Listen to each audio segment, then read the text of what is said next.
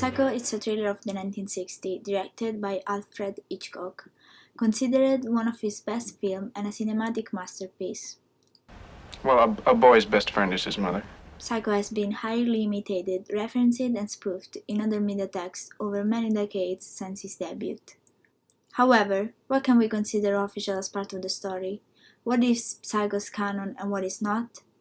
To get clearer understanding, first it's important to consider what is Psycho. The film Psycho is the screen adaptation of the homonymous novel of 1959 wrote by Robert Bloch, who then wrote two sequels that, however, are not related to the movie sequels. In 1983, Psycho 2 was released. Even if it was well received by the public, discussion raised about whether it's a worthy successor of the first movie. It was followed by Psycho 3 and Psycho 4 The Beginning, and in 1987 a spin-off film called Bates Motel was made for television. None of them was well received by the critics and the audience. In 1998, a remake of the first movie came out, winning the same year the Golden Raspberry Awards for the worst remake or sequel. The movie was much criticized for the lack of originality and considered useless as it was a shot-by-shot copy of the original rather than a remake. In 2013, Norman and his mother were brought again on TV by the TV series Bates Motel that ended in 2017. The story took place in the present days, giving a modern feeling to the story that engaged with the new generation. Psycho can be considered today a franchise, with books, movie, and TV series.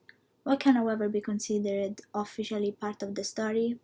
It could be considered official only the first movie, as it's the only one based on the books, and directed by Alfred Hitchcock.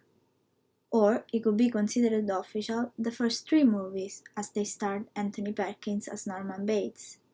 Alternatively, canon could be based on how the audience received the media text. What I'm arguing is that canon is debatable. Saying that something is official doesn't make it official whatsoever. I think that Psycho's canon does exist more as an individual perception of what we want the story to be. Therefore, it will always be contradicting by other individual perception.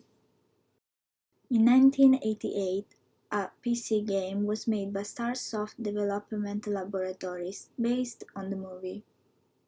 In 1993, artist Douglas Gordon created an art installation called 24 Hours Psycho, showing a slowed-down version of the original movie, making it last 24 hours.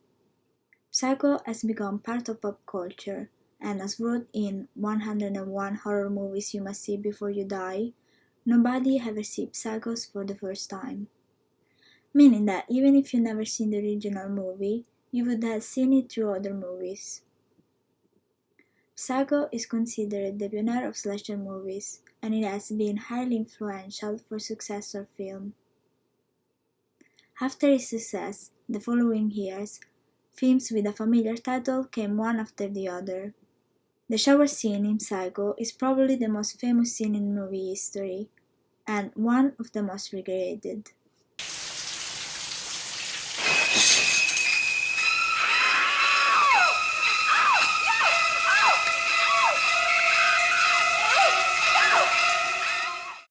The movie musical score is what makes the scene terrifying, having a psychological effect on the viewer, a technique that subsequently became very popular in horror movies.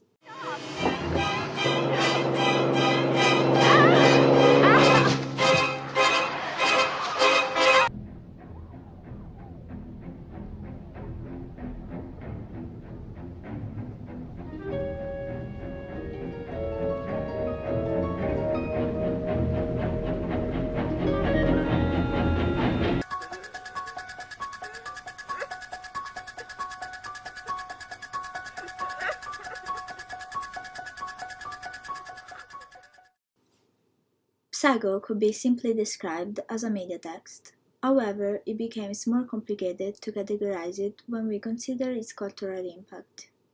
What I'm arguing is that Psycho does not have an independent meaning, but can be comprehended by its textual relations.